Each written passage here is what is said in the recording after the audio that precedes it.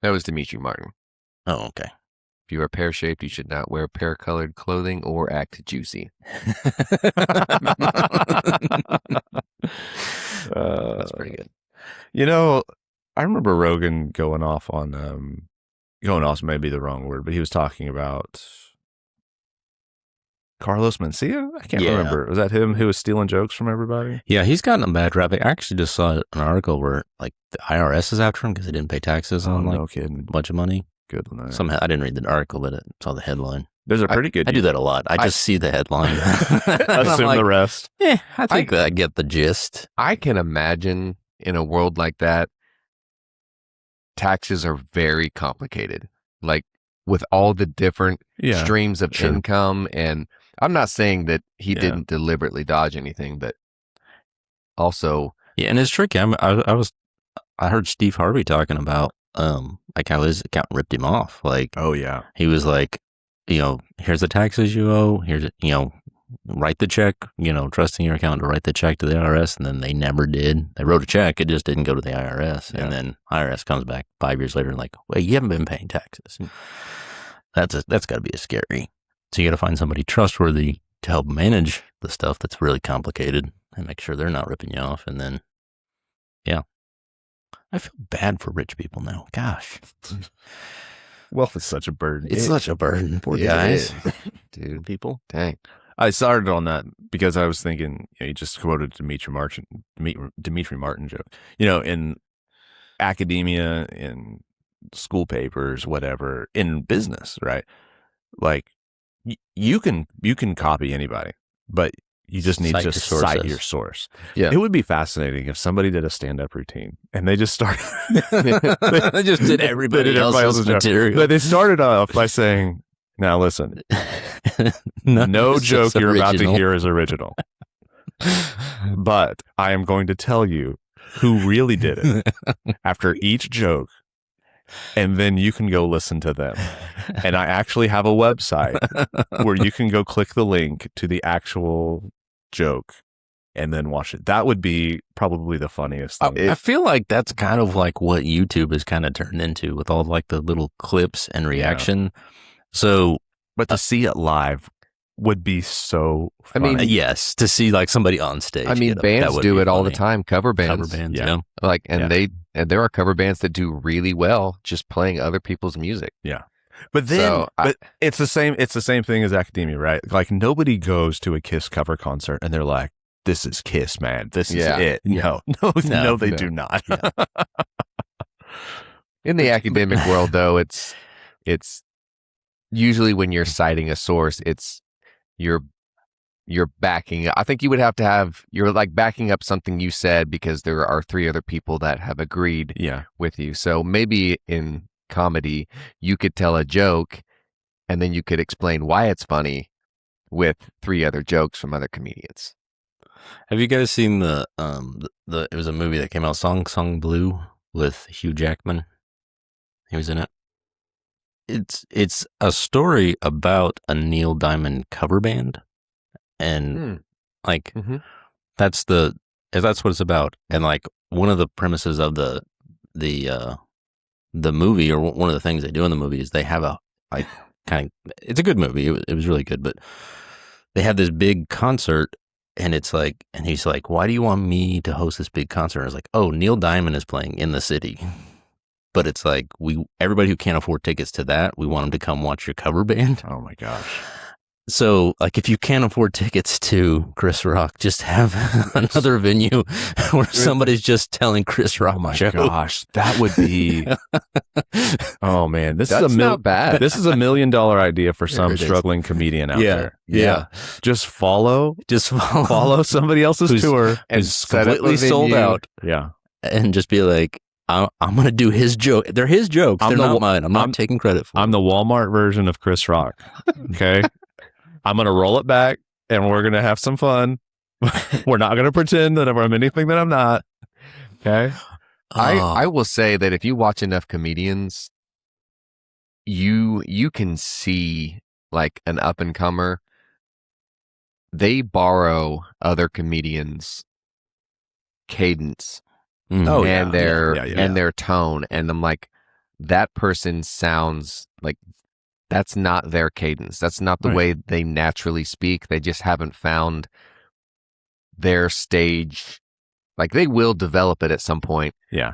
But it's like learning to play an instrument. Like, you're just playing other people's songs and you sound like them. Sure.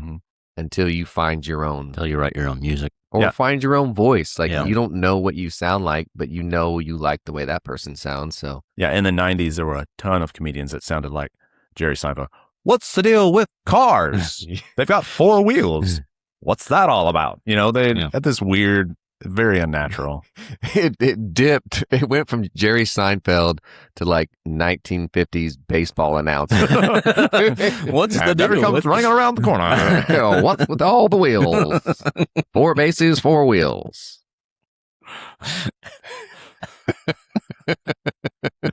You guys missed me so much. So much. You guys went on your date and it was just no fun, nothing to talk about. It was kind of depressing. It was a commiseration, gripe session from both of us. Yeah. Oh man. Well, those are good sometimes. It was good. Yeah. It was And healthy. I love the word commiserate. It's such a good word. It is. So good on you for using it. No, thank you. Yes, it was just a meal of lamentations. Ooh, he just For a raised the bit. stakes. A meal of lamentations. And the meal wasn't even It was great. terrible. Yeah. I'm never going back to that chain of restaurants again. I'm not going to say who it is. Oh, But okay. It was disappointing. Say what it used- rhymes with. it rhymed with Panera. Okay.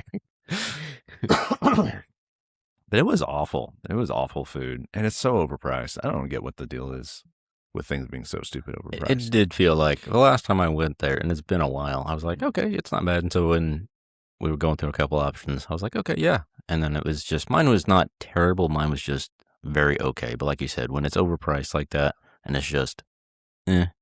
And it was super makes it small worse. portions too. Like, I barely got any food, I felt like. Did you feel that way? Yeah. Like, I was hungry afterwards. So I went for a jog. I took a 3-mile jog after dinner. Who does that? Like, if I've eaten adequately, I can't move. I'm not after jogging, dinner. I have to just sit there, which is the most healthy American version of eating there is. yeah. But no, I did not like it. Speaking of eating again, I have been thinking about something Cody said. This is not gonna be a good podcast. I can already tell. Because we're going Cody's to hype him up. Cody's coming off. He's already hyped up. He had a good week. Okay. Just to clarify, I'm not searching for anything here, but But I am a little who was bit. the wise man that said ignore everything before the but in the Yes. statement? So I didn't want to do it over text, but the statement that you made, kings to you, Mm-hmm. does that mean I get the coin? No, of course not. I Well, thought about because it. we have talked about that before. Yeah. That like that's the phrase. Like, Well, You're gonna have to like- explain what happened. Yeah. To our listeners. okay, well, we can get back to that. Sorry, I that's just fine. didn't want to forget fine. that. Go back to what you. No. No, Wait, yeah, it'll all lead together. Go ahead. So what happened to make me want to say kings to you? Because we have to adequately build him up Yes. before I say what I'm going to say, and I'm not going to tear you down. It's just It's going to fine. add to it. It's fine. Unfortunately. Okay, I went to a leadership camp this week. It's specifically for students who are interested in digging into the things of God and increasing their theological base, basically moving from milk to solid foods. And it's for raising up a generation of leaders with that in mind. I've been doing it for 5 years now. I never went as a student, just as an adult. My first year, the application, you have to fill out an application to go, like you have to get signed off by your pastor. It's a pretty big deal. On the form, it says, do you have a nickname? And I was like, well, here's an opportunity. You're not supposed to be able to pick your own nickname. No, and we've So- talked about this. Yeah, but I did not pick my own nickname. Okay. I wrote it down as a joke because I'm the funny one. Not right now, you're not. I'm Go not. ahead. And I wrote down Grizzly Adams. Not a nickname, but I wrote it down as a joke. And the entire office staff at Super Summer took it seriously. And they said they sat around for an hour debating whether or not they needed to put Grizzly Adams on my name tag. They didn't know. He took an hour out of everybody's life. This is his. joke. Remember, this is his version of the story. Yeah, It shut down That's true. camp for It a was day. 30, yeah, The it was whole 36 day. seconds. I feel like we're listening to the Love and Thunder version of what happened with Cody's first adventure. Super Summer. Well, it's been 5 years, so I'm the only one. Yeah. So the people in charge of each school are called the exec staff, and they went to the exec staff and were like, "Is this his?" And they're like, "We don't know who that guy is." Yeah. Nobody knew who I was. It would have been funny if one guy had been like, "That's Grizzly Adams." He told you. Yeah. Like, what are you talking about? And they were like, he put Grizzly Adams was his nickname. And so by the time I get there, The legend has spread. yeah. So I get there, they've already decided that they're going to call me Grizzly Adams. It gets shortened down to Grizz. Yeah. And they put Scotch tape over my name tag and write Grizz on it. And there's 150 kids in every school. I meet every single one of them. Everybody at camp that year knows me as Grizz. Go back the next year, and my name tag officially says Grizz on it. So I'm in a new school with new exec staff. They learn me as Grizz. Another 150 kids learn me as Grizz. It's the only place on the planet that I have that name. And so it's an accidental nickname. I was trying to be funny, and it's on my name tag. Officially, they gave you the name Grizz. They so did. It counts as a nickname. So it's fun because it's a good filter. If I'm ever out in the world and somebody yells Grizz, I know that they're from Super Summer. Yeah. But that's who they know me as. Right. All right. So that's why I'm Grizz. Yeah. Fast forward 5 years. Happy little mistake. Fast forward 5 years. The director of the camp and the speaker of the camp the week before had a foot race. The director is like 40 and the speaker is 55. And they have this 200-meter track up above the gym. Yeah. And the speaker destroyed the director. And so the director, and then the speaker went home and we were having a new guy for us. Mm-hmm.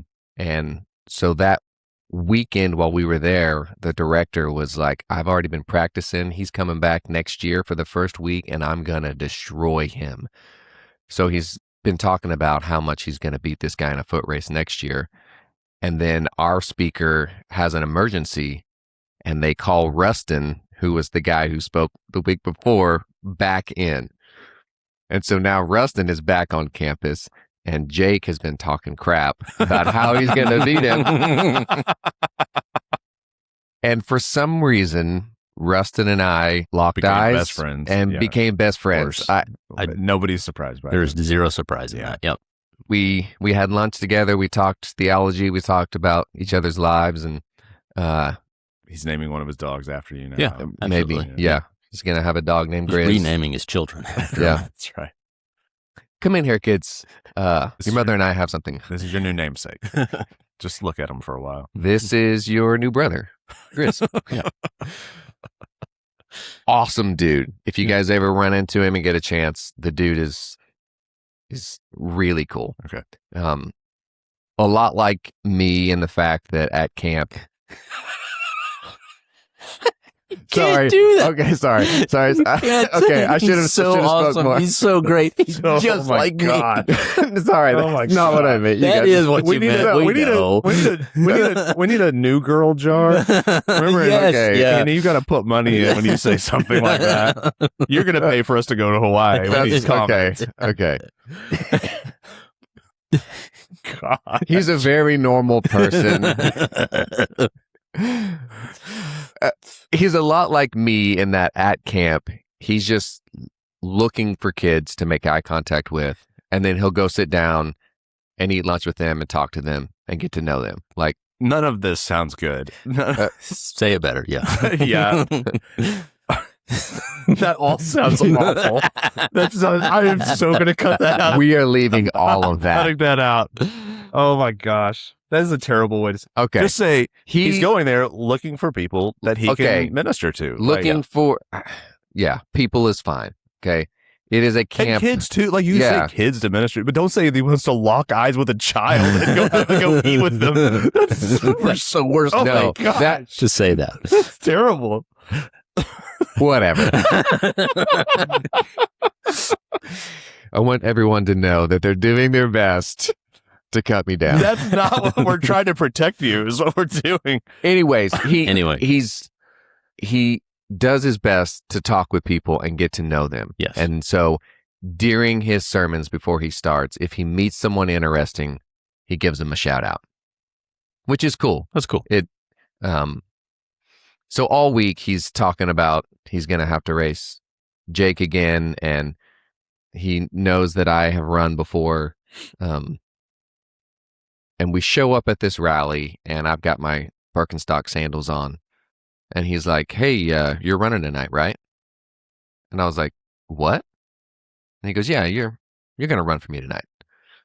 And I go, I mean, you joked about that earlier. And he goes, yeah, why don't you do it? He's like, you can't run in sandals. And I was like, are you serious? And he was like, you want a shot at glory, or do you want to sit in the crowd? And that's all Cody needs. Yeah, exactly. Now, is this the pastor saying this, or is this the This is the speaker. Director? Okay. The speaker. Yeah. And so I run back, put my shoes on. He basically deems me as his champion to run the race. Yeah. And I'm like, okay, I can beat Jake. That's fine. I was nervous that Jake was going to pick his own champion, which he did. Yeah. And praise be to God that he did not pick Nathan. Oh. Because he was there. Oh, yeah, you would have been destroyed. And that was our former youth pastor. Okay. Who has Who ran track at. He has his jersey hanging up at OBU. Yeah. Oh. Yeah. So he's good. Yes. So it's into the rally. I go up there. They pick this guy named Josh, who's somewhere between 20 and 30. So I am somewhere between 22 and 12 years older than this dude. Yeah. You're almost twice his age. Yeah. Yeah. I mean, I could easily be twice his age. Yeah. Twice as much running experience. He's taller than I am. He's a youth pastor. I am nervous. And Josh, if you ever listen to this, I had an unfair advantage in the fact that my daughter was in the crowd, which meant I was running under a different set of rules. Yeah. You wanted to win, but I had to win. You couldn't lose. I could not lose. So, yeah. If it makes you feel any better, I was especially motivated in that moment. So I'm guessing that tells us what happened in the results. Yeah. We took off, and I used every bit of, I think I knocked 10 years off of my life. I was running so fast. And I did beat him. Running's funny. I watched the video because my wife sent it to me, and I was like, are they going in slow motion? Or yeah, I'm not sure.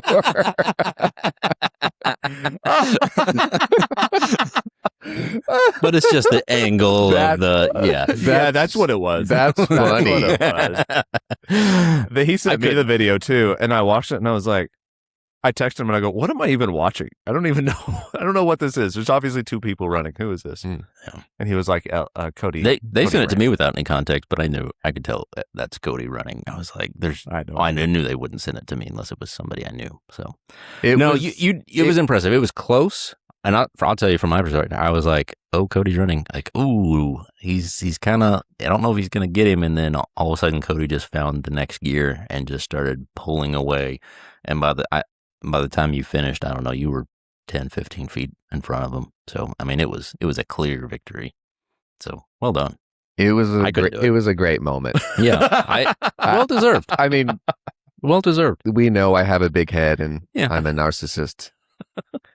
But and having a gym, part of that having is 2,000 people chanting your name. Yeah. Your fake name. your fake name, your self-given nickname. It's just a wonderful moment. Your 5-year plan finally came together. Yeah. I've been building for this. I finally got 2,000 people screaming my name. And nobody knows who I am, really. Yeah. Nobody that can't really knows who I So am. you actually feel like a superhero at this point. Yes, thank you for that. Yeah. It was heroic. It was impressive. Okay, so Gosh. I win the race. Yeah. It's fun. All week I had been talking to the adults on campus.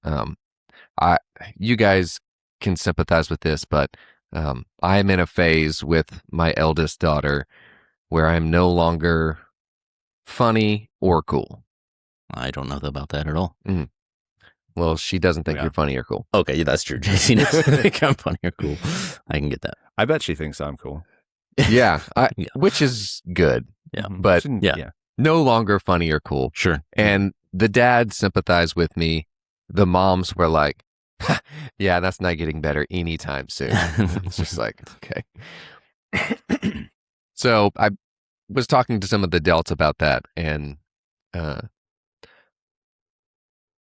I'm eating lunch with Rustin, and I'm telling him about it, and he was like, "What's her name?" And I go, "It's JC." He pulls out his phone and types in JC Reynolds, and he goes, "We're gonna do a shout out tonight." And so last night of camp, he gets up there, and there is another video. Did I saw that video. Yeah. Too. Yeah. Okay, I'll post it. But he gets up there and he goes, "All right, just a quick shout out. Do we have a JC Reynolds in here?" And so and she stands up and he's like, No, come up on stage. Come up on stage. And he goes, I'm sure "Come on, JC loved that. hustle." Yeah. And she runs up on stage and he goes, "All right, JC, did you know that you have the coolest dad? You have the coolest dad at camp." And she's like, Oh my gosh. "Yeah." And he goes, "What's his name?" She goes, "Grizz." And so then he's like, "Where's Grizz at? Come on up, Grizz." And so he makes me run up on stage, and it's me and JC on stage, and he takes a picture of us in front of with all of Super Summer behind us. And so we sort of, JC, we sort of schemed a chance for you to like, and I don't know how JC She's feels hearing yet. about this for the first time, that there was a scheme behind the... I don't, yeah, if she's listening to it. Yeah.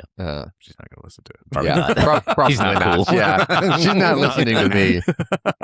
You could probably make a podcast where my audio is removed, and she would probably listen to it. Natalie and Violet might tell her about it. Yeah. There you go. Oh, I don't know how she feels about it, but me and the other adults were joking that she struggles with thinking that I'm cool, and then she shows up at a camp where I'm a legend. And now, Yes. and now she's torn with like, oh, everybody thinks my dad is cool. I need to think he's cool, or do I Or keep my own correct opinion. Yeah, yeah.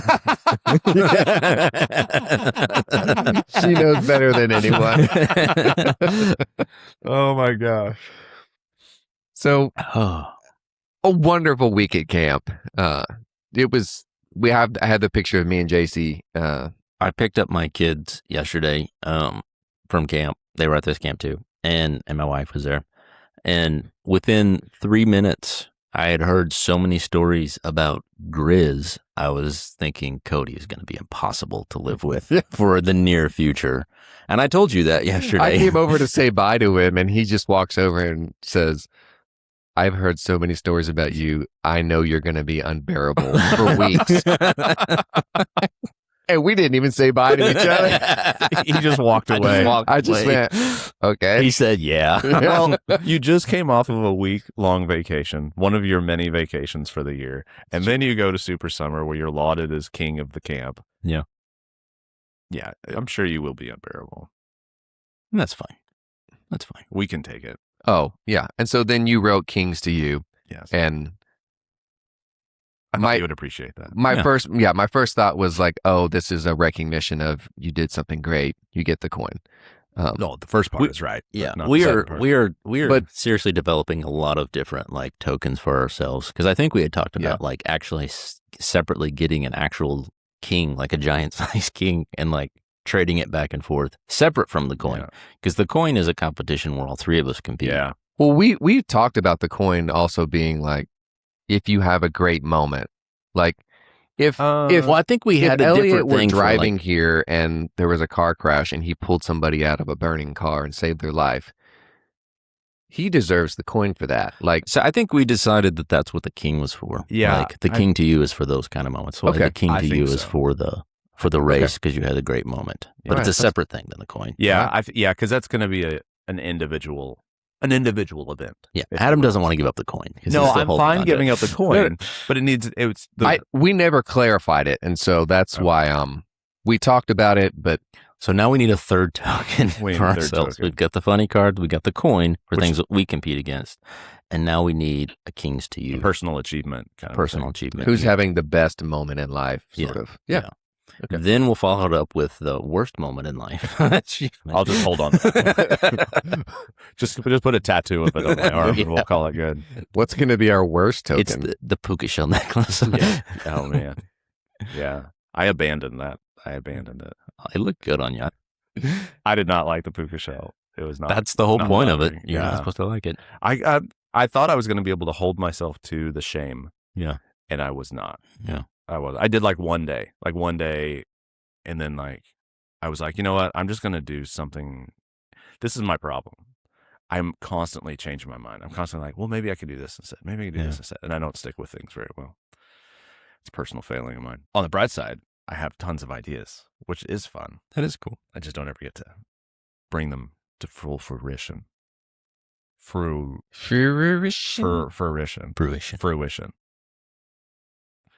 I don't know if you saw in the comments, but someone was making fun of, I said the word, I said it prosciutto, and it's not pronounced that way. It's not pronounced that way. It's prosciutto. Prosciutto. Yeah. I remember you saying it and it's sticking in my mind, but I didn't have the knowledge to correct it. I'm like, I mean, I know what he's saying. Maybe he knows how to say it better than I do. It was me. I put the comment in there. No, I did not. The camp was awesome. Yeah. The speaker was incredible. I leave every year changed. It's good. It is a time when you are an adult. You are surrounded by people. You are surrounded by the body of believers doing the work of the Lord. And there's something very special and enjoyable being surrounded by like-minded people. Yes, who share your passion and share what you love. So refreshing. Yeah. And are putting that kind of work into it. Yeah, and it's, you don't always get that in your life, so those times are nice. I kind of equate it to and I never remember if it's, shame on the Bible. Yeah, we need to say that more. Let's say that more. This is called Beans, Vanilla, and Shame Heresy. on the Holy Spirit, whoever it is that decided we needed an Elijah and an Elisha. Like, we could have had two different names there. Elisha and Steve. Yeah. Yes. That would be so much easier. Gosh. Steve would have been a great prophet's name.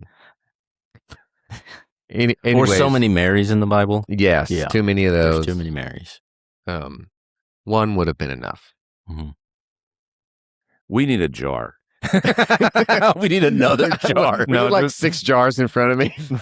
Well, it's just one jar. It's just one jar, and it will be very full. Every time Adam says, beep. Oh my gosh. So whichever one it was that felt alone. Elijah. Yeah. After Mount Carmel. Mm-hmm. Yes. That's a normal feeling in the life of a Christian, to feel like you're the only one at work. Mm-hmm. And then God reveals to him that there are more. Yeah. That's what camp felt like, is like you go feeling like it feels like I'm the only one. And then you show up and there's 200 adults that get it. Mm-hmm. We was wonderful. So Yeah. that's what I took away is like, That's a good reminder. And I want to be around the people of God. I try to look for those reminders because I know deep down, like I know I'm not the only one, right? But yeah, I can feel like you're alone a lot of times. But if you look genuinely, you will find the people who care. Yeah, but that's what church is every Sunday. Should be, yes. Yeah. And that's why, I mean, that's part of it. And that's a lot of where one of the reasons I enjoy worship. And sometimes I do this and just, sometimes I just stop and just look around at other people worshiping. And I'm like, okay, like there are other people who care and love and are worshiping God. And that is refreshing to me. Yeah. Yeah. If anything, I almost wonder if now I'm just thinking off the top of my head, I wonder, it would be kind of interesting if church would do you know how we used to do D Now weekends back in the day? Wonder if you could do like a church-wide D Now weekend where everybody hangs out all day long. And then we have classes together and we stay on the grounds and we play games and we eat and fellowship and have worship and just a whole day of just being together as a church family. That would be pretty neat. It would be neat. Like a whole Saturday, do like breakfast, lunch, and dinner, and even stay up late. And yeah. I mean, it'd be neat, but the problem you run into is adults are like, I don't have to do that, or I've got this. It would have you'd have to have a group of people that's the whole thing is like as soon as you are like, it's fine if you come and go, then most people will come and go and not stay. Yeah, you have to really impart the point of it is like give up the rest of your Saturday and the things you usually do and come. I think spend time. If you made the point, we don't want you to come and go. Yeah, just come if you can, and if you can't, that's fine. We'll try to do it again. And if you only have 15 or 20% of the church come, I don't think that's a big deal. Yeah. Like not everybody goes to church camp. Yeah, not all the youth go to church camp. This would be something kind of similar to that. I think it'd be pretty fascinating. Yeah. I might have to bring that up to Whole Hunter. Yeah, pitch it. Things. Love it. Anyway, I started all that because I've been thinking about something that you said. I think you meant this. I think you meant it this way, but you were mentioning, I believe it's Mark 8:34, where Jesus says, if anyone would come out, follow after me, let him deny himself, take up his cross and follow after me. And we focus on the take up your cross and follow me part, but not the deny yourself part. And so for the last week, I've just been, in my quiet times, been focusing on denying myself this is all in the wake of eating, okay? Because everything comes back to food with me. In the wake of the chicken, potato, carrot, terrible thing. Famine. We could call it a famine. Yeah. Famine. Yeah. The chicken, potato famine. Yeah. I have vacillated between doing really well with my eating or doing really poorly. And I've just seen this like whiplash. And I've noticed some things where if I eat certain ways, like if I eat a bunch of sugar, then I am hungry all the time. And so the last couple of days, I've just cut out sugar until the very end of the day. And I only did that last night because we were at dinner with some people. But just cutting out sugar, it has changed the cravings, which is something we noticed from the chicken, potato, carrot thing. After a couple of days, you're just not hungry anymore. And I contribute it to lack of processed nonsense being in our body, especially the sugars. But anyway, it all comes back to the whole denying yourself. And I've been thinking a lot about that because that's the first thing Jesus said. He said, you're going to be my disciple. You have to deny yourself. And that covers a lot of things, right? And I'm looking at it in the most simplest thing with food at this point. But in my quiet times, I'm in Acts still, and I'm in the point where Paul is heading to Jerusalem. And he's going to Jerusalem because the Holy Spirit's like, you need to go to Jerusalem. By the way, it's not going to be fun. It's going to be bad. You're going to be tortured. You're going to be imprisoned. And every stop along the way, everybody's like, people are like, hey, the Holy Spirit told us it's going to be bad for you. Yeah. Don't go. Yeah. And he's like, okay, well, I'm going to head to Jerusalem now. Yeah. And I'm like, man, talk about denying yourself. Like, we don't do that. And I'm comparing it. I'm comparing it to sugar. Okay. It's fine. Here's Paul saying, I'm going to deny my personal comfort and do what the Lord says to do. And I'm over here like, I probably should give up sugar. Like, really just lock. It's such a pitiful comparison. It's, it is. Yeah, it is. Yeah. But it's a hard thing. Like, I think at the same time, we get caught up in the really extreme, like the Paul, like, I'm going to go die versus the I'm going to give up sugar. But it's the hard thing that you've been asked to give up. If you've been asked to give it up. No, but right? like, the hard thing is the hard thing that we have to do today. I feel like we make all these comparisons. And it's like, oh, what if I would have been asked to do that really hard? Well, you haven't been asked to do that really hard thing necessarily. You're asked to do this really hard thing. So don't imagine the potential. Just do the hard thing that you've been asked to do. Yeah. I get it. It's still dumb. I didn't say it wasn't dumb. It's still so dumb that we're sitting here like, and I'm just going to criticize me as a 21st century American Christian and looking at my struggles. And I'm sitting here reading about Paul and I'm like, well, okay. I guess I should shut up. Cody's thinking right now for all of our listeners. We'll cut out that dead air. Yeah, sorry. I get what you're saying, and I'm trying to come up with an analogy for it to make sense in my mind. So if I stumble across it, I'll let you know. But I get it. Like, I don't have a point for any of that. I'm just drawing a comparison between the things that we're really called to deny ourselves to. Food is the most basic thing. Like if Paul was standing here and we were like, Paul, what was the hardest part of your day?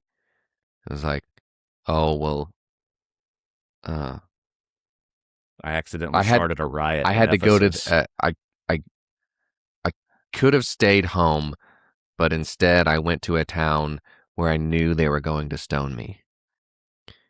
And then we're like, hey, Adam, what? And you're like, I had to say no to a bag of Skittles today. Yeah. Yeah. That's about right. That's the struggle I was talking about. Yeah. Okay. But you start in the little things. Like, I think that's why food is such a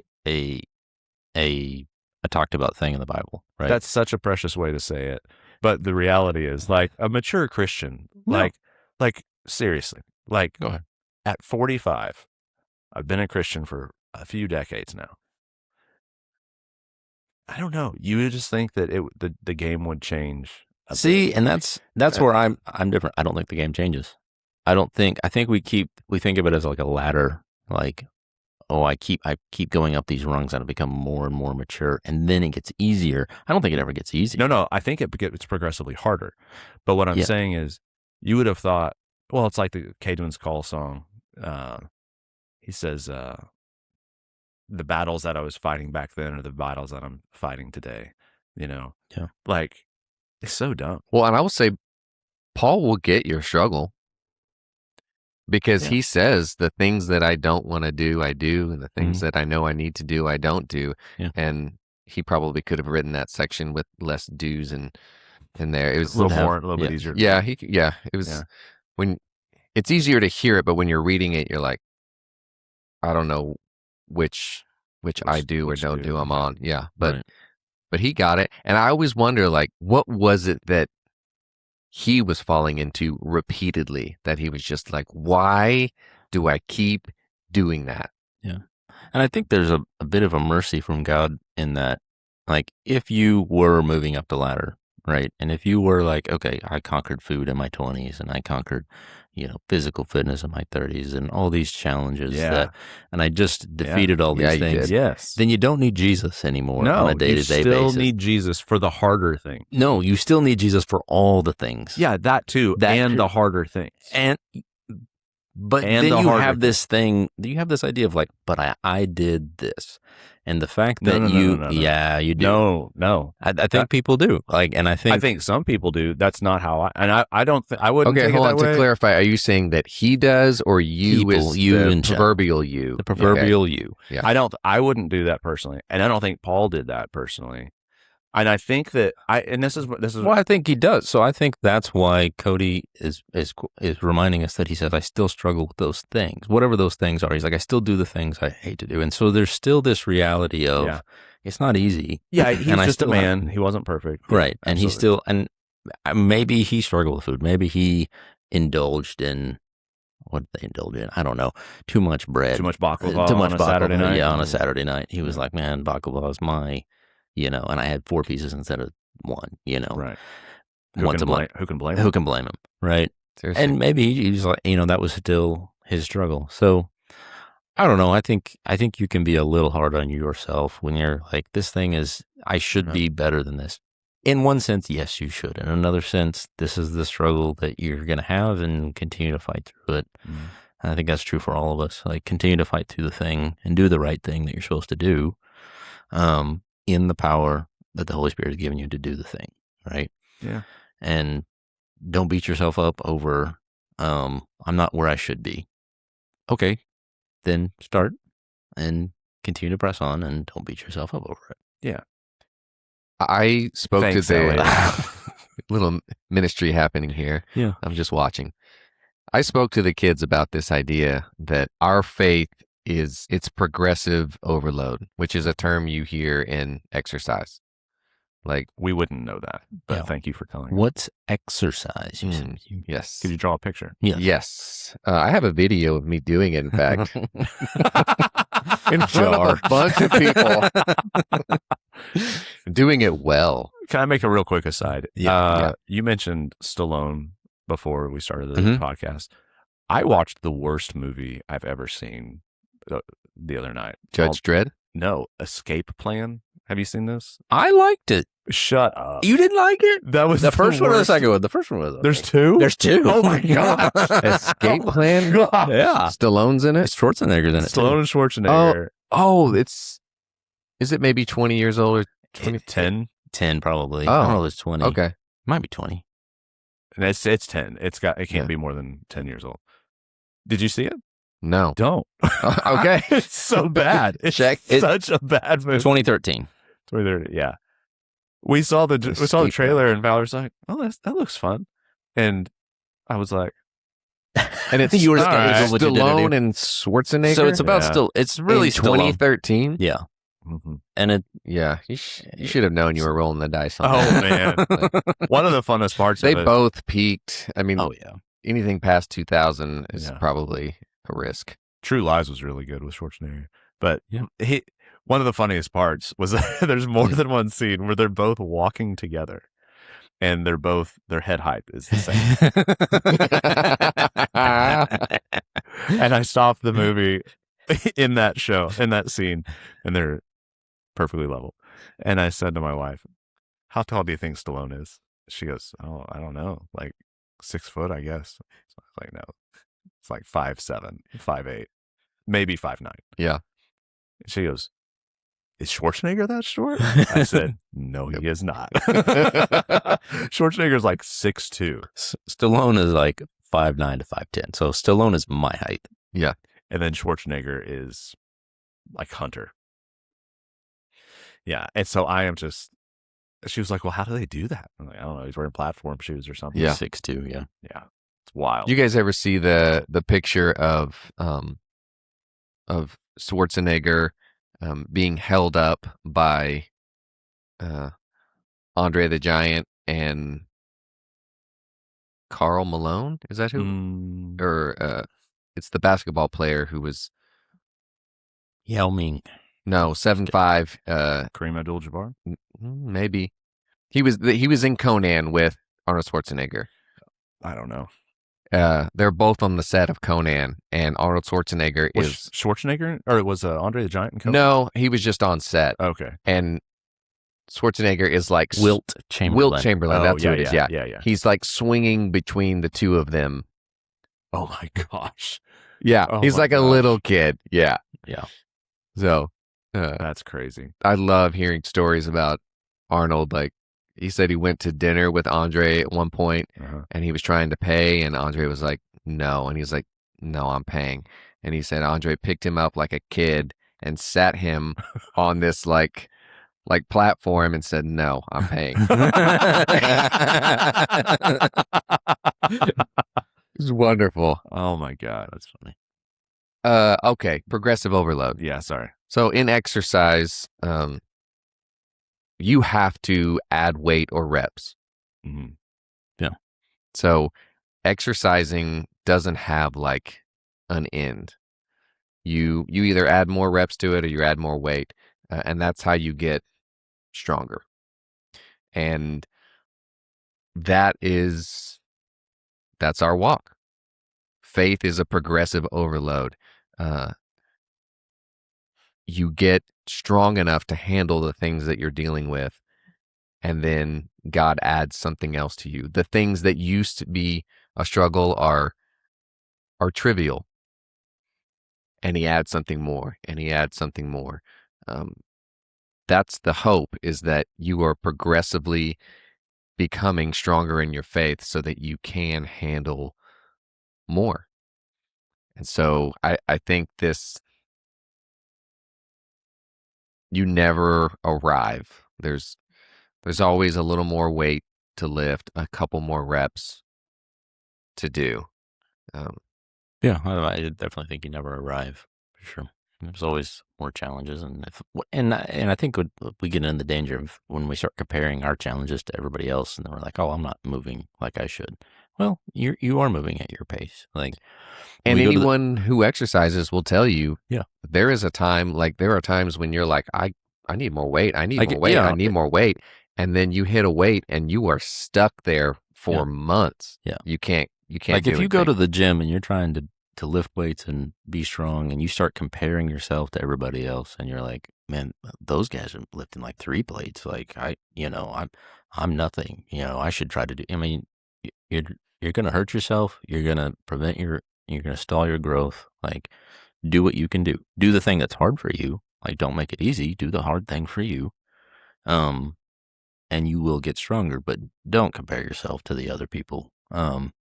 Paul's a great example. We should compare ourselves to Paul, but we should also not compare ourselves to Paul. I think you hold up the standard of Jesus and say, am I becoming more and more Christ-like? That's all we can do. Is any of us ever going to achieve that? No. And I think it can be very defeating to be like, well, I'm never going to achieve it. Okay, that's fine. You should still try to be like him, and you should let the spirits work in your life so that you become more like him, but don't be defeated by it. And I'm talking to myself more than anybody else. Don't be defeated to by himself and looking at Adam. He's not looking at Cody one bit during this monologue. Adam's got his hands in his lap. I feel like Andre the Giant's just set me up on a platform. Yeah. I do want to run the chicken challenge back. I would love to do that. Do it again. Yeah, I want to do it again sometime. We cannot do it this summer. No. I know you guys were kind of talking about it. Yeah. Until school starts back up. Yeah. It's all right. This is we all can't right, let's go keep going. past this too much before Andre the Giant. Just I didn't realize until recently. I knew he wasn't from America. I didn't know he's French. Oh, was he really? He's French.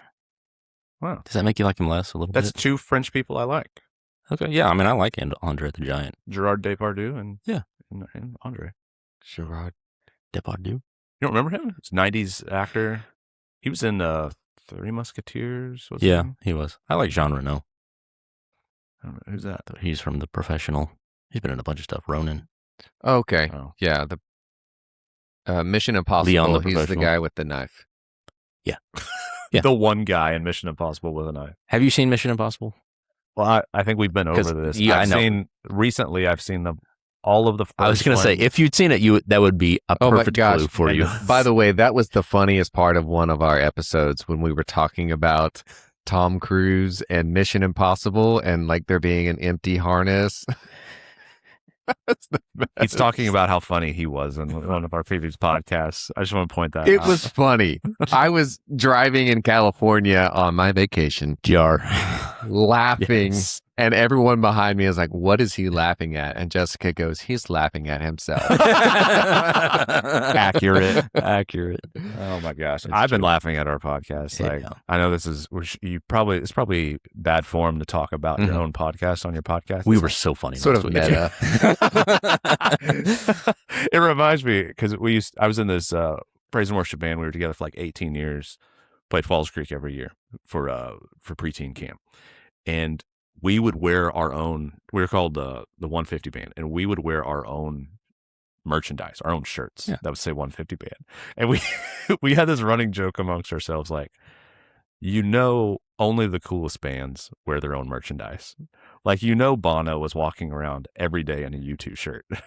Metallica just wearing that classic Metallica's. Yeah. The Edge is always wearing a Joshua Tree album t-shirt. Like, he's got every album t-shirt, and he just wears a different album shirt every single day. And I was like, yeah. Can we get some 150 band merch? I don't think you can get it anymore. Ooh, it's exclusive. Yeah. You can get Beans Vanilla Heresy merch. Ooh. On Etsy right now. We need to go get some of that. Mm-hmm. Yeah, we do. Yeah. Speaking of Europeans, because we were talking about Andre the Giant being French. You were talking about it? I was talking about He's planning something, Cody. I know this. This really just came to me. He's got the card, so. And we know that there is such pressure for this to be funny, and it's really not. He gets the card best when he is really prepared. Like, you're off the cuff funny. But Elliot is. I have to be prepared. Plan? So I'm not. This is not a plan. So I've no. So it's not going to be funny. It's going to have to be devastatingly funny in order for it to even have a dent on my camp high. I'm not trying to dent your camp high so well. All right, we need to. Never mind. I don't know. No, I want to hear it. Speaking of, have you guys seen? Speaking of Andre, I showed my wife and kids because they've been at camp all week and they haven't really been engaged with the news at all. Lucky. Yeah. Well, the one positive thing, there's like YouTube videos galore of Europeans who are in America for the first time for the World Cup, and like they're in shock over American culture and portion sizes and free refills and Buc-ee's and Walmart and all the foods. And I played a 15-minute video for my kids and wife to like kind of catch them up. And my wife was like, "What's the biggest thing that's happened in the world?" And I was like, "This is the biggest thing." And we watched that and they all laughed, and it's hysterical. Like the things that Europeans have no idea, like air conditioning in stores. Yeah. Yellow school buses apparently is a thing that they were like some girl was like, "They're real, guys. Yellow school buses are real." I thought it was something from cartoons. It's not just the Europeans, though. Hunter was telling me about this video he saw of this Japanese fellow. Yeah. Did you hear about this guy? Yeah. I say Europeans. It's everybody coming in for the World Cup. But did you hear about this where the Japanese fellow went to a Mexican restaurant? Oh, maybe not that one. I saw a guy go to a Texas barbecue restaurant, and he's eating a rib the size of his face for the first time, and he's freaking out. He was loving it. So this Japanese fellow was like, "Look, you can't do this, America. You can't have Mexican restaurants do this. We come from a shame, honor culture. And when someone gives you a gift, it has to be deserved. And you have to receive it, even if it's not deserved." And so he sits down at a Mexican restaurant, and what happens at a Mexican restaurant? Chips and salsa, right? The waiter brings out chips and salsa, and the Japanese fellow says, "Well, no, I didn't order it." And the guy goes, "No, it's cool. It's part of the experience. Just they're for you." And he goes, "Okay." And it really distressed him. Yeah, it did. Yeah, it said it distressed him, and so because he had received a gift and he had to consume the gift, and he had to consume all the gift. So he and his fellow Japanese people that were with him, they had to eat all of the chips and salsa. And guess what happens when you do that? Exactly. And he goes, "We had barely even ordered, and they brought more. And we had to say, 'Please, no more chips and salsa.'" And the guy says, okay, yeah, no, that's fine." And so what happened? Can you guess? A different waiter brought over chips and salsa. Because he saw the bowl was empty. And it just kept going. Yeah. And I was like, that is... Yeah. When cultures collide. Yeah. Chris and I were talking on the way back because Mexico's doing pretty well right now. For those who don't know, Chris is our Hispanic pastor. And so Mexico's doing pretty well right now. They're winning. U.S. is fine. We're talking about FIFA, not like we're talking about geopolitically soccer. Yeah. Okay. And I was like, dude, wouldn't it be awesome if Mexico and the U.S. and they're not going to. Neither one of us, I don't think, are good enough to make it to the World Cup finals. But I was like, dude, if Mexico and the U.S. make it to the World Cup final, we could have the best party at the church. Yeah. Like, we could put it up on the big screen and you can bring over your whole congregation and we could just watch the game together. It would be awesome. A massive fight breaks I out know. I was going between- to say, soccer's like the only sport in the world that a war started after the result of a game. Did it? Yeah. Which? I don't know. Let's see. I'll look it up. I know it's true because I had a soccer fan tell me that one time. Wild takes by Elliot. If it's not true, I'm going to be in trouble. We'll just cut it out. No, we're keeping Elliot's this. take is Elliot lies about it. I heard my brother said that the United. Go ahead. The soccer war, also known as the football war, was a brief conflict. I said soccer, I should call it football. Conflict between El Salvador and Honduras in July of 1969. Wow.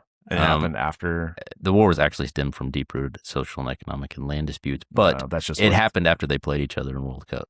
Yeah. So that was the Shots shot fired. fired around. Yeah. Yeah. The goal heard round the world. My brother was saying, or at least in the southern hemisphere, the southwestern hemisphere, the southwestern part of the hemisphere. My brother was telling me that the U.S. and Great Britain are scheduled to play each other on July 4th. You guys know? Is that true? I don't know. Could you look that up? That's wonderful. Fact checker. Wouldn't that Okay. be hilarious if we beat them again on July? Just as we're about to lose, some French player runs in and scores the goal. Andre the Giant? He can't be your goalie. He's dead. Well, thanks to the miracle of modern science, kids. I only dog pedal. They're not playing on July 4th. Man, that would be so good. They're in different groups. Oh, that's too bad. That'd be so funny if they That did. would be funny. We should just petition them. Maybe we should put an online petition that the U.S. and Great Britain play an exhibition game on July 4th. I think they're traveling and stuff for other games. I don't know if they're going to be They time. can. But yeah, they could. change If their there was enough travel people plans. interested in it and people How willing to funny pay would money, that be? I'm sure Man. they would change the schedules. I mean, it doesn't have to be something that would start an international conflict. We're in Oklahoma. We have the Red River rivalry, right? Where OU and Texas play and people get all excited about it and everything. We could do something similar to that with Great Britain and increase President Trump, this is for you. This is your golden idea for today. Have an exhibition game of soccer between the U.S. and Great Britain. In the reflecting pool. The reflecting Why pool. not? Why not? Yeah, but do it to build the bond between our two countries. Yeah, and whoever wins gets Greenland.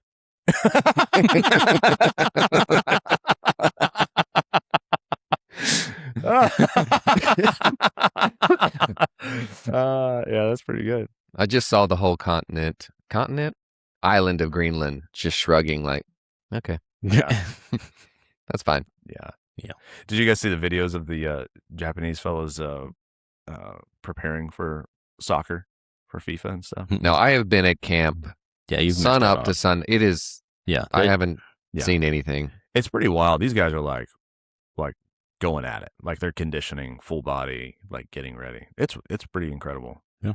Pretty incredible. I haven't seen it. I've seen some videos, but soccer's soccer, football, whatever you want. I to don't call it. even like soccer. I know, I'm but it's an sure- impressive, like to be able to run, and you have to be in amazing shape. Oh yeah, It's insane. yeah. I definitely appreciate the athleticism. I'm sure I would enjoy going to a live game. There's so many games like I am just not going to pay attention to if And it's on television. it's 0-0 for the last 45 minutes. For the last 90 minutes. Yeah. Still 0-0. Yeah. Have you seen that episode of The Simpsons where like soccer comes to Springfield and it's the announcers and Kent Brockman's like, and center passes to the forward and forward back to the center and He holds it. He holds it. And then it immediately cuts over to like Telemundo, who's sitting right next to it. And he's like, and the center passes to the border, and he kicks you back to the center, and he holds it. He holds it. The exact same thing, just with a different tone. And it's like, okay, yeah, you can make anything sound exciting. I've I always suppose. wondered, like, announcers are so excited about things. I'm like, are they really that excited, or is this just too much hype? I played soccer in high school. I just tried out my senior year and made it, which says nothing about me and tells you how awful our team was. That a guy who had never played before, Jar, made the team. They hadn't won a game in 4 years. Did you win them a game? No. Oh, okay. No. And that was our only goal. The goal of the entire team was to win one game. Couldn't even do that. We went into overtime twice, double overtime twice, and a shootout. And we never won. Sorry. Just a low point in my life. There you go. I have bad moments just like the rest of you. Just like the rest of you. Oh not the proverbial you two. He would have easily paid for one plane ticket from this one episode. Yeah. Just in the last 1 hour and 3 minutes. Yeah. It's everybody's favorite subject. So I was wondering why it is that you're not allowed to have tickle fights with people. First of all, who says? Well, thank you. Yeah. A guy at work the other day. This feels like a story that ends with and the HR training at the end of on Friday. A guy at work the other day. He really didn't like it when I started a tickle fight with him. Adam, can you come in here? We need to talk again. Guy at work the other day. He's looking really tired, and I was like, "Hey, you doing all right?" And he was like, because that's what we do, right? Yeah, We're in corporate America. Yeah. Everybody's having a bad day on every day, right? And I had the thought. I was like, and I didn't say this obviously because of HR, right? And because it's weird. You don't have tickle fights with other people. But I had that thought. You don't give them the fluffy fingers. Don't do fluffy fingers. But I had that thought. I was like, you can pretty much, there's only like a limited window in your life where you get to have tickle fights with people. If your wife enjoys being tickled, you can spread that out. But otherwise, you have it like when your kids are young, and then you don't ever get to have tickle fights with people anymore. Isn't that weird? I'm not having a tickle fight with you guys after this show. Me and over. Cody just looked at each other knowingly. No. We're gonna let you have a fun experience. You're gonna get what you want. We know what you're trying to say. You didn't have to be so coy about it, Adam. This is not going where I thought. You always knew this is where it was gonna go. Oh no! Because I would punch you in the throat if you guys tried to tickle me. Get away from me! Get away! Get away!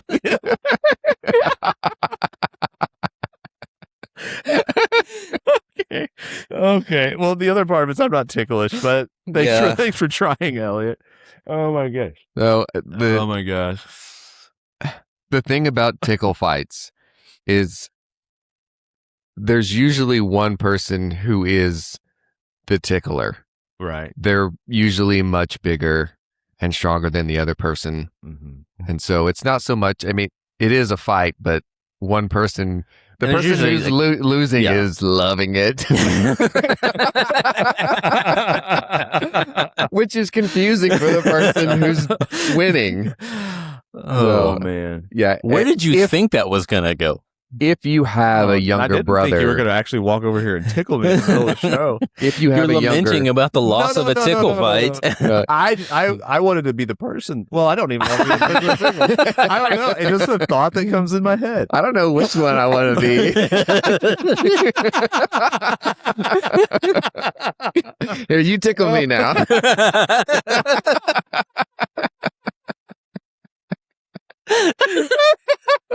I want to see this play out at lunch with Hunter. Hunter, hear me out. Instead of sitting across from each other at the booth, let's sit next to each other. And if a tickle fight happens, it happens. Listen, if you have a younger brother, tickle fights can happen at any moment. That's true. And I will tell you, the best person to tickle is Chad. Oh, that's good to know. You can just tell him that you're getting ready to come over there and tickle him, and he will start laughing uncontrollably. If you even get close to him, he cannot, he is so ticklish. It is. I think we need a new segment, Tickle Fight with Chad. It is awesome. Or one of us is just going to be filming Chad, and he'd be like, "What are you doing?" And then the other two will just run and just tickle. Start tickling him. Just start tickling. That Chad. is a good point. I can still tickle my brother. Yeah. I have gone at him before, but it's not like a full blown tickle fight. But I don't know. Like I said, it's usually not. It's usually not a fight. It's yeah. It's usually very me one-sided. tackling Chad, pinning his arms and legs down, and holding him with one hand, and then tickling. I think It never gets old. I think it should be. I think Dana White should consider this as the new MMA sport. Tickle Man. fights. The only thing you can do is tickle each other. That would be so funny. Somebody breaks the rules, and that's their next fight. Yeah. Yeah. It's your punishment. You gotta go do a tickle fight.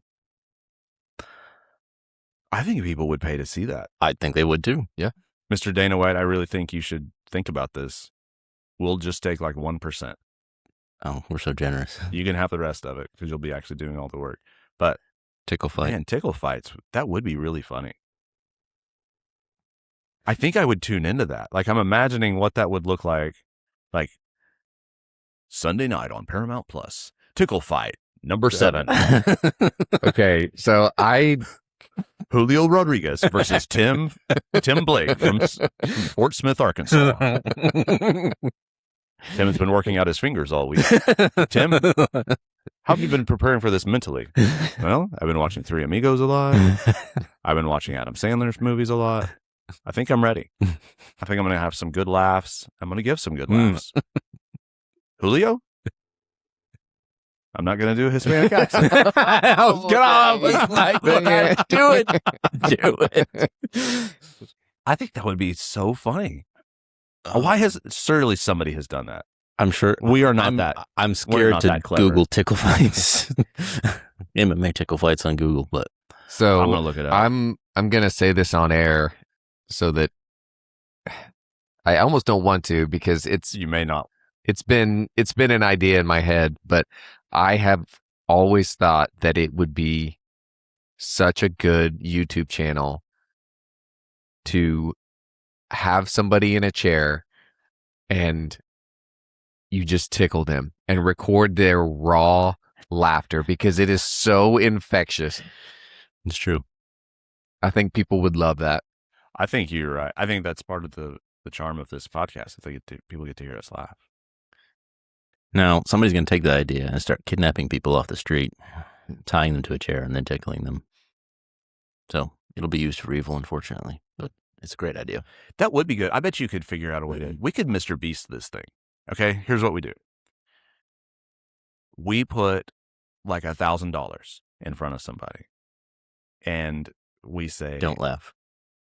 No, we want them to laugh. Well, don't laugh. don't laugh. The harder you resist, the funnier it is when you break. Okay, and then we just start taking dollar bills off Because as as soon as you say laugh, they'll give you a fake laugh for $1,000.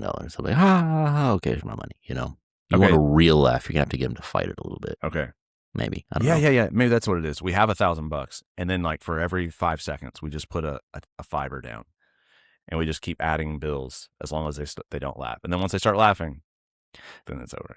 Some people are genuinely ticklish. Not ticklish though. Yeah, so. I'm not ticklish. Yeah, I was giving you my best there. That was I feel bad for your kids. That was your best. I feel bad for your kids because a good dad should be able to tickle well, at least his children. That was painful. The key to well, you were resisting. I was not. I just knew it was coming. The key is either to punch you in the throat. A good tickle is that anticipation is the key. It is anticipation, but it's also it comes from a position of vulnerability. If you can't move, like if your hands are stuck above you, you are. I just thinking about it, I start laughing. This is not I don't think it's going in the right direction. No, not at all. But you're right. That's the problem. Like that's when it's funny is when you have pinned your younger brother down and he can't move, and your older brother comes over and is tickling him. Like, yeah, he's poor Chad. Oh, so you guys know who that was about? Okay. You disguised it well. I won't tell you. Let's call him C. Reynolds. C. Reynolds. Yeah. Is that too obvious? C. Reynolds. Pin down C. Reynolds, who tickled C. Reynolds. Let's call him Chad R. Simpsons. Oh my Simpsons. gosh. Thank you for that. That's good. It's probably time. I think it is. Yeah. As we sign off, I would like to offer a PSA to guys. There's a certain amount of cologne that people should wear. If you're wearing enough that you have this radius of smell around you, don't just stop. I don't know why some guys do this. I think girls. There's no way to know. Well, because I wear cologne and I sometimes maybe once a week I wear it and I don't know what's too much. Yeah, because I can't smell myself.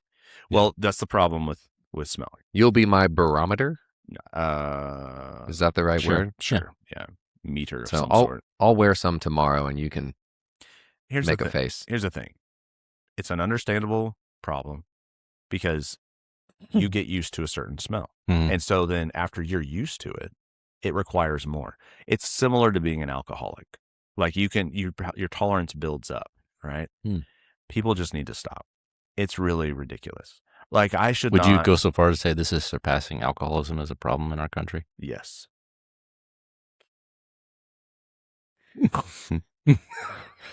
I don't know what the he's look doing, on his face. I feel like it's serious. Obviously not. Who did this to you? I'm just saying, I've noticed there's some people, and it's neither of you, who are putting too much cologne on. I think it's okay for women to a point. Is it Asher? Pass. As it teenage boys? No, but quit buying him Axe and he'll quit doing it. You're about to go to Falls Creek here in a few weeks. I know. And then I'm going to be wish. Painful. See, maybe we should make sure to put this PSA out after Falls Creek because I really want them to douse themselves. Well, my younger brother, that's the problem. When he was in high school, I watched him one time. He took his shirt that he was going to wear for the day, hung it on a hanger. Are you going to? And then sprayed it with cologne or Axe. I mean, just all over it. Just like he was trying to paint the shirt with cologne. Whoa. Then he hit himself once, then he put the shirt on. And I just looked at him and laughed. And Zach, that was not a good call.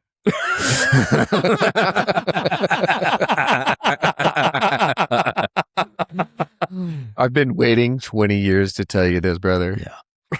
Shame on you. And with that, see you next week. He's Beans. You're Heresy, and I'm Vanilla.